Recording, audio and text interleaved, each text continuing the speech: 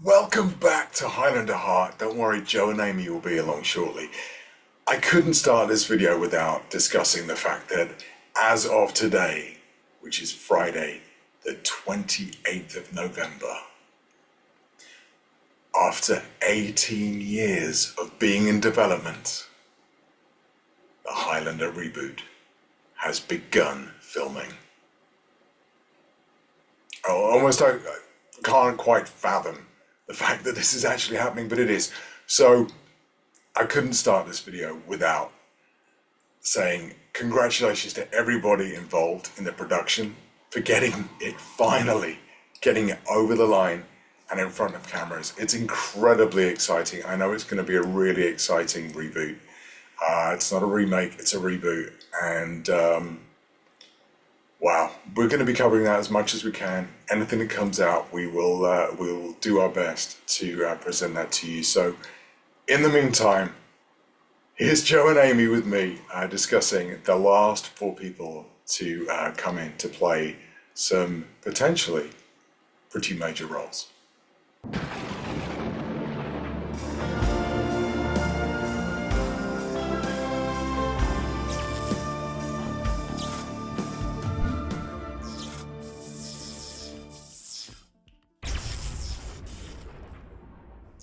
Here we go again. Another 4 names. I mean, and this has to be it. I think we're in the end game now, so to speak. Yeah, a few people have been talking about the movie as well. So here with me, as always, is Amy and Joe. Thanks for joining me, guys. And special appearance from the glasses today because it's becoming too hard to read on the screen without them. Thank you very much. Welcome to the club. Yeah. None of us are immortal, unfortunately. So here we go, guys. I mean, we have been waiting almost since the very beginning for one character in particular, and I wonder if they're in here. As always, they're not giving us any names, but they are giving us character descriptions. So we have 4 new names, and I will apologize now if I ruin any of them. First off, Kevin McKidd. We'll get into each one in particular in a little bit more detail, but Kevin McKidd is a name that Highlander fans will possibly remember who've been around long enough with this reboot. Siobhan, Cullen, Nasim Les, and Jun Jong So? Yes. Okay, thank you. That's pretty good. I'll take that. And, you know, I think it's fair to say we've had our A-list names in, and some of these aren't necessarily names that we've heard of before, but that takes nothing away from how good they are, because we know from a fact from looking at some of their previous work that, you know, a lot of these guys are, you know, actually really, really good. But yeah, not necessarily people we're familiar with. So let's go from the top with Kevin McKidd. Now, again, like I was saying, if anybody's been around Highlander fandom for a long time, as long as this reboot has been around, which is literally since the dawn of time, you will have heard Kevin McKidd's name come up all the time because he's a Scottish actor. And going back sort of 16, 17, 18, however many years it was, when we started talking about the reboot, there was definitely, his name would crop up all the time. I think Kevin McKidd, him and Thomas Jane, you know, just because Thomas Jane looks like Christopher Lambert, but, you know, quite often it was Kevin McKidd. In fact, I think we even covered it in one of our digital Highlander magazines, which was kind of fun. So it's great to see that he's in there. The question is, and now there's no information about who he's playing, like no nuggets of anything, but he is Scottish. So, Amy, who do you think Kevin McKidd might be playing? I mean, Angus. The right age. perfectly right, the right age, the Yeah, right temperament. If you've ever seen him in Grey's Anatomy, so, yeah, yeah, I'm over the moon about Kevin McKidd being in it. yeah, So to be fair, like probably 10, yeah, but it'd be about 10 years ago now when me and my husband were talking about like our fan castings. Kevin McKidd was always at the top of my list, and yeah, then time carried on. yeah. Amazing. Joe, do you agree? Um, yeah, I agree. And I was totally excited to see McKidd uh, in this latest round, and I think much like everyone else, when he was being rumored for Connor back in the day, I was like, oh, he would be perfect. I've been a huge fan of his, not because Grey's Anatomy, because I've never watched Grey's Anatomy, to be honest. But he was in Train Spotting. He had a great role in Train Spotting, and my favorite role of his is a short-lived series called Journeyman, Mm, which was basically kind of a take on Quantum Leap, where he leapt into different time periods, but as himself, right. and had to accomplish something to get back to the present. And he just his acting in that really conveyed kind of like someone that not necessarily long lived, but was going through something. And he was just amazing in that. And when I'd heard he was up for Connor, I was like, oh, please. And so I was disappointed that he didn't get it. I'll say uh, the smart money says Angus in this movie, but there's a part of me that's hoping, especially if they haven't said anything about his role, which if he was Angus, it seems like they would just say a Klansman or something. Mm. But maybe, just maybe, he might be Duncan, which would be awesome. That would kind of be, yeah, it would be a cool little sort of like switch because I don't know if you guys have noticed as well online, everyone always says that Henry Cavill would actually be a better Duncan just because he just looks a bit more like Adrian Paul, right? He's just got that kind of Right. like, sort of like Italian kind of Mediterranean kind of vibe going on. So yeah, why not have somebody that looks a little bit more like how we imagine Connor play Duncan because the guy who imagined play Duncan is playing Connor. Yeah, why not? Because, I mean, look at it this way. He's not on a show right now. And Mm, McKidd has done yeah, a lot of TV work. And Cavill has already booked a bunch of features and things like that yeah. in and around Highlander. So if they're like, hey, we should still go the Duncan route for a TV series to have that through line crossing over into the movies, he'd be great to star in a Highlander series. I know He I'm is getting still in everyone's. Grey's Anatomy. Is Is he? he? Oh, Yeah, yeah, yeah. He is still in Grey's Anatomy, but oh, they are the main. So he's like a top build cast, and they are not like giving them as much screen time at the minute because they're too expensive. He also directs on Grey's Anatomy as well. Oh wow. So Oh, yeah, that's cool. well, he's been on there long enough. It's he has time been to on there long enough, retire Get him off. from and his there. character is very hated on Grey's Anatomy as well. The I mean, amount of times he's it just would still terrible. be, I mean, the movie's not going to come out till probably late 26 or 27. So it'd still be like another 2 years or 3 years before Yeah. series. So he could wind down on They have Grey's long Anatomy. Who's to hiatuses say? as well. They're on winter break at the minute, so Yeah, he could, that'll cover probably the filming period. And yeah. then, yeah, when they come for their like end of season, we have But like yeah, a good four or he, 5 months. he's probably playing Angus. But anyway, I'm getting my hopes up. Yeah.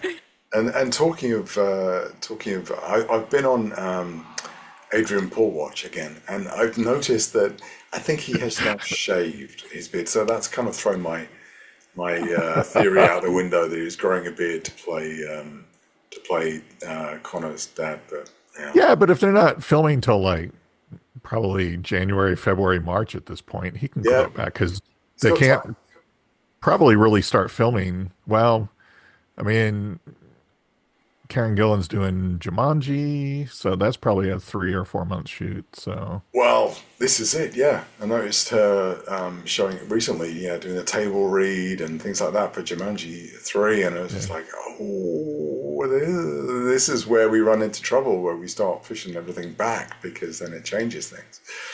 But hopefully won't change her casting. But yeah, like you say, hopefully she'll be able to slot Heather yeah. in. Yeah, fingers crossed. Okay, so that's Kevin McKidd. Let's move on to Siobhan Cullen.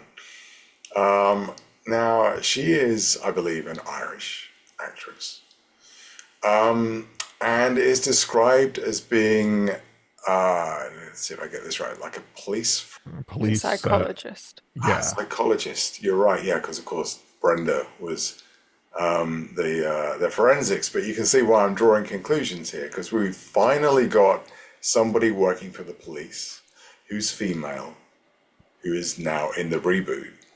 So I don't think it's a million miles away to suggest that actually she is playing Brenda. Um, Joe, what do you think? no, that was my immediate thought when I read police psychiatrist who discovers the immortals and wants to help McLeod. It's like, well, that's Yeah. totally Brenda right there. Whether they call her Brenda or not, I don't think is too relevant. That's fine if they, especially since she's Irish, and they didn't say what police. Is it New York police or Scottish police or Irish police? You know, and so they didn't really say where her character's from. It would be weird if it was New York and she had to do an American accent. So it's like, oh, here's another Irish person having to do an American accent. But definitely thought of the Brenda character and immediately leapt to my theory that since they're touting the other female immortal as the love interest for this movie, that character doesn't make it out of this movie. And over the course of like the next 2 movies, if they get to make the trilogy, Brenda becomes kind of the love interest, and she won't be in this one, which is okay. Yeah. So Yeah. Absolutely, yeah. How about you, Amy? Yeah, I think it made sense reading the police psychiatrist that she's going to be the Brenda character. Yeah. Um, be interesting to see how they kind of like slot that in with like all the additional characters they brought in because obviously I think the original film was quite slim with the Yeah. casting, whereas Yeah. this one seems to be like quite bulky. So it makes sense with them having the trilogy. Obviously, you don't want to like put it all into one, and you might just have like little bits where she just kind of pops up. Maybe a bit like how we had the Randy character in the TV show. Maybe a bit like that to begin with, and Yeah, then possibly. becomes more involved. Yeah. Yeah. And interesting what you're saying as well, Joe, about what she's going to be called, because I think this is the perfect time for them to return to Gregory Wooden's original name for the character, which was Brenna, not Brenda. And with absolutely no shade to anybody called Brenda, it's not a particularly modern name, and I think for that generation, it's a very 80s. I feel like it's a relatively 80s name. I'm going to come under a lot of fire now from lots of people called Brenda, and I really apologize. Nothing against the name; it's a lovely name. I just wonder if this is the right time to switch back and call her Brenna, and it would be a really nice callback to Whedon's original script as well, yeah, which is really nice. So yeah, no, but I agree. I think we have a Brenda there or Brenna. So yeah, for sure. Now, our next one is Nasim Les. And I think he's described as somebody, as an immortal who is looking for MacLeod or sort of after him or pursuing him or something along those lines. So, I mean, obviously, there could be any number of immortals doing that in this movie, right? But if we had to frame it in the original movie, this being a reboot, as it is, Joe, who do you think he might be playing? I would have to go with Fazil because that's how the original movie started. Was Yeah, he was being pursued by Fazil, and that makes complete sense if we're gonna yeah, parallel or at least do some sort of remake of the first movie that, and it may not necessarily be like that's the first battle we see, mhm, possibly, but yeah, Fazil. yeah, That's yeah, my guess. yeah. Amy. Do we know if he's good at backflips? Maybe that was his audition process. Can you do backflips? Right. Then it's like, oh, well, that's who it is. We've got off as heel. Yeah, hold on. Let me just Google it. Isn't this? He's very good at backflips. Who knows? I don't know. I mean, I don't know. I don't know a huge amount about his background, to be honest. I don't know whether he's. It would make sense if he comes from a stunt background, or if he's, more of a sort of a performer along those lines. Because if he Mm. was playing for Zeal, we all know that that's not a role that goes on for very long. Yeah. Uh, and it probably is mostly going to be sword fighting, so and potentially backflipping. Um, I don't know. Who knows? He looks But quite muscular, to be fair, just looking at some of the pictures of him. So, yeah, I could imagine he can swing a sword. Yeah. Yeah. enough said. Right. Okay. Which brings us on to, and I'll do it again. John Jong So, which I think she's listed as playing a watcher, right? Um, so possibly good watcher, possibly bad watcher. Who knows? But maybe she's, I don't know. Maybe she's Connor's watcher. Maybe she's Fazil's watcher. I don't know. Yeah, it could be. It could be any of those. But but nice that we do have another watcher in here, and we know that Jeremy Irons is the head of them. So yeah, that's pretty cool. What are your thoughts on that, Amy? Be interesting if, like, obviously we know Chad likes to base a lot of his, like, what with John Wick, a lot of it was based in China and Hong Kong specifically.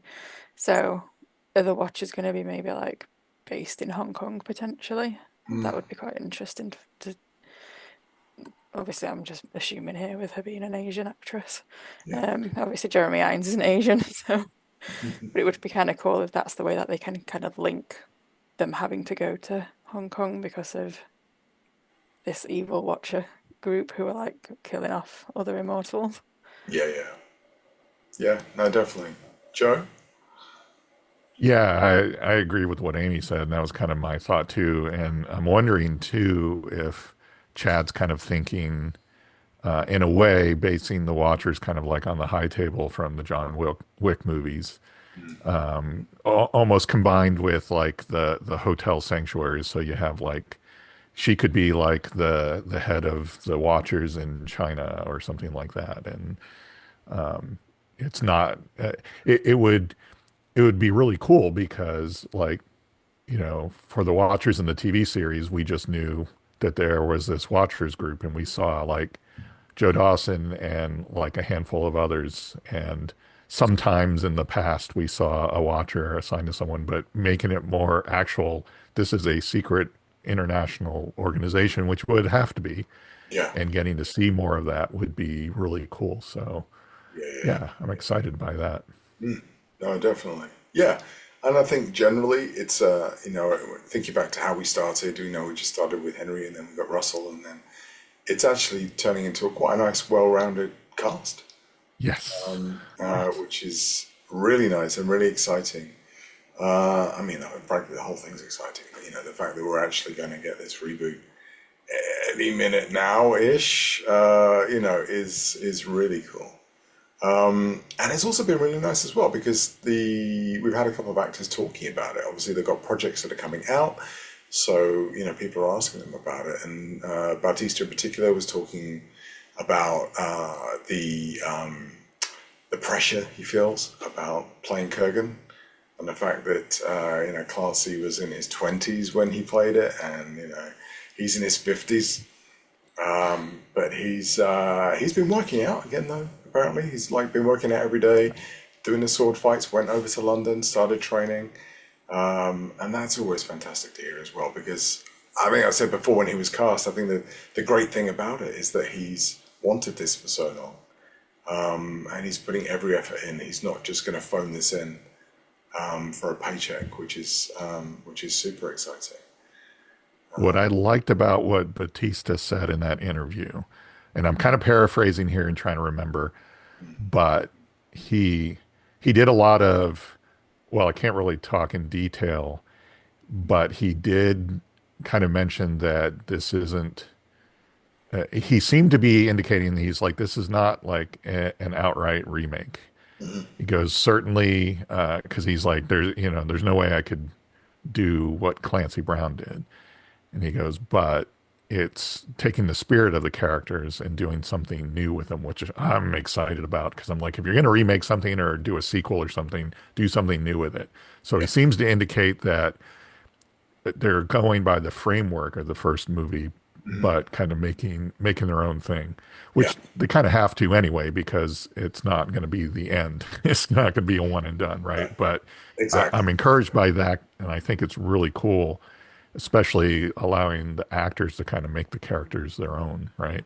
Yeah, So yeah. No, absolutely. Yeah, I think he's saying they're paying homage to the original yeah, painting, which is really nice. Storyline's completely different, but there's just nods to the original film that make it really special. So, yeah, yeah, which is great. And I think the minute we realised that we had watchers on board, and that was evident, that thankfully we're not just getting a complete rehash, but we are getting. I think use screenwriting terminology. We're getting the beats of the original movie, but they're just taking them in new and exciting places.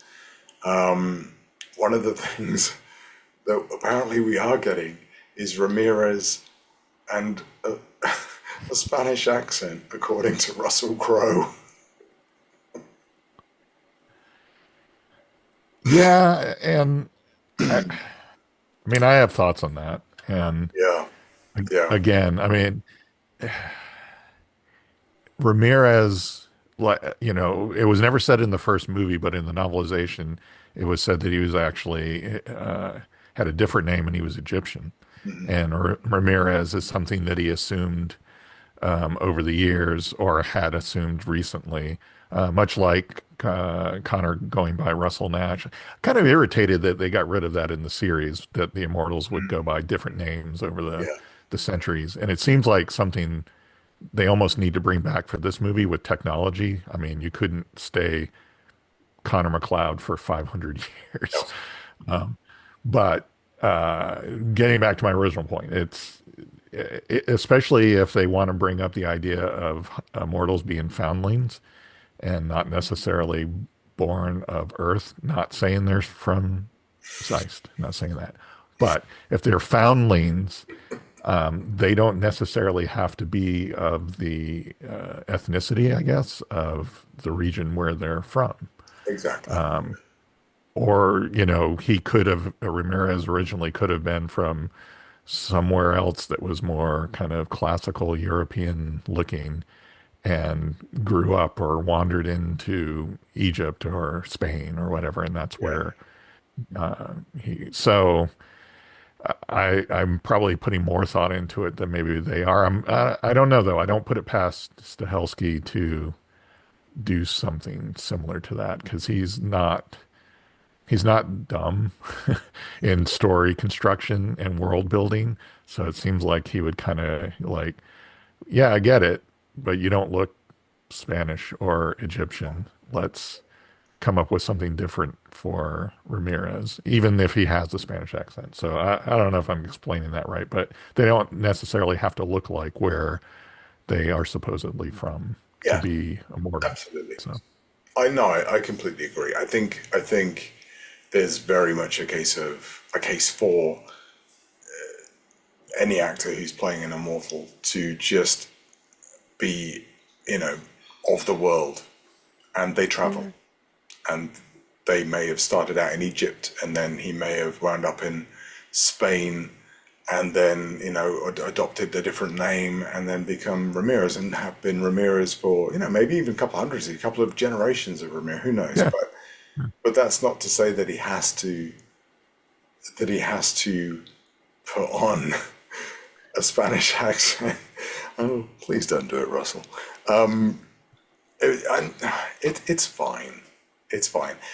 It like all leads into that thing of where we talked before about, should we, if it's going to be a Spanish character, should we have had a Spanish actor? But I talk around it because of those very things that you're saying, because he doesn't need to be, because he could be Egyptian, he could be all of these things. He could just be, he's just from history, and from before there were these borders that were called Spain, that were called Egypt, Yeah. all of those things can exist and be fine. But therefore, do we need to have the accent? I don't know. I mean, you could have a throwaway line where Connor's like, you sound like a Spanish peacock, but you don't look like one. And Yeah. he could very easily say, where are you from? And he's like, I don't even remember anymore. It's been so Yeah. long. Yeah. I don't even recall. So Yeah. I think I mean, because Connor obviously was 400 years old in modern day in the 86 film, and he didn't have a Scottish accent anymore. right, So, right. yeah. but Neither did Duncan. no. I mean, so Yeah. it's like you're wherever you habitate for, especially like if he's been in Spain for like 300 years, he's gonna have a Spanish accent. I mean, Duncan Oh, that's sounded true. English, didn't he, really? Right. Yeah. So, So, you Yeah. know, uh, and I like that kind of bit of world building that, I've done the same thing. I'm only like in my 50s. And when I was a kid growing up in New England, I had a very kind of Boston sounding accent. And then I lived for quite a while in the Southeast and had a Southern accent a little bit. And now that I'm, on the West Coast, I have a different accent. So if you've lived hundreds of years in one place, your accent's going to change and adapt to where you live. Yeah. No. Very true. Very true.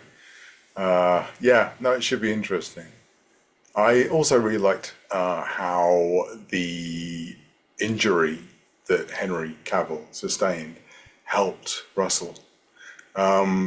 He spoke about the fact that he'd done about 75 movies this last year and was generally very exhausted. In fact, he gave a rundown of all of his bodily injuries that he's had, and literally it was like a rogues gallery of it was like some sort of from a comedy skit, like my knees are shot, these have really been replaced, these are my legs, my hips are this, and all of this stuff was just, oh my God, bless him. It's how is he even training for this movie?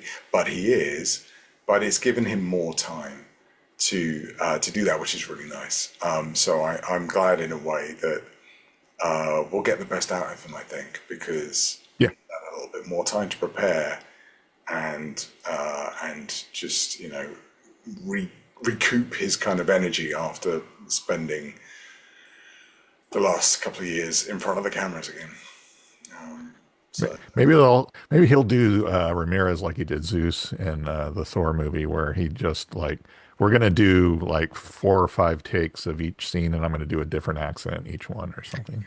So that's what he did for Zeus. He did it like 4 or 5 different, completely different ways really, when they filmed it each time, and basically he's like, left it up to Taiki to pick which one he wanted, and that's how they went. yeah, wow, and Yeah. that's the way they went. Yeah. Well, Uh, that's yeah, that's fine. Yeah, no, please don't do what you did in that movie either, Russell. If you're watching, no, it's fine. Yeah, it was what it was. Just wasn't very good. The movie as a whole, not necessarily Russell. So We'll talk about that we'll later. talk about it another time on another Yeah. podcast related to Marvel or something. Um, yeah, so yeah, no, it's great. So they're all they're all talking about it. I think we've got our full cast now, give or take. The odd one here or there that sort of will fill in the blanks, but I don't know that we'll get releases anymore in the same way that we have been. Yeah, I expect we'll have, obviously, if we have a police psychiatrist, we're going to have police characters. I don't know if they'll necessarily be named what they were in the first movie or have as much going on. Mm. Kind of, I guess I'm a little bummed that we won't have a Rachel type character, Mm, which was just brilliant. I thought in the first movie that yeah, it's like, here you think this is someone that's working for Connor. Maybe she's like a mother figure or something like that. No, it's his daughter. It's like, oh, that was so cool. So not having that, or maybe we do, I don't know, but not having that in this movie, I think loses a little bit, but yeah, we'll see. yeah. I trust it. I trust in Chad. So Absolutely. And if it's not that, I hope they find another way of including a character that sort of shows that passage of time through his eyes. Who he can care for from being young to old. It's a really nice way of sort of wrapping up with a bow this idea of, the sadness of immortality, as well as obviously the Heather thing as well. But that's she, seeing somebody from very young to very, not that she, I guess she was very old, but to much older, you're seeing the whole kind of thing. yeah, Yeah, I know. I hope they find a way of doing that. If not through Rachel, through somebody else, would be really cool. Yeah, definitely. So there we go. I think that's where we're at the moment. And with that, hold fast. And don't lose your head.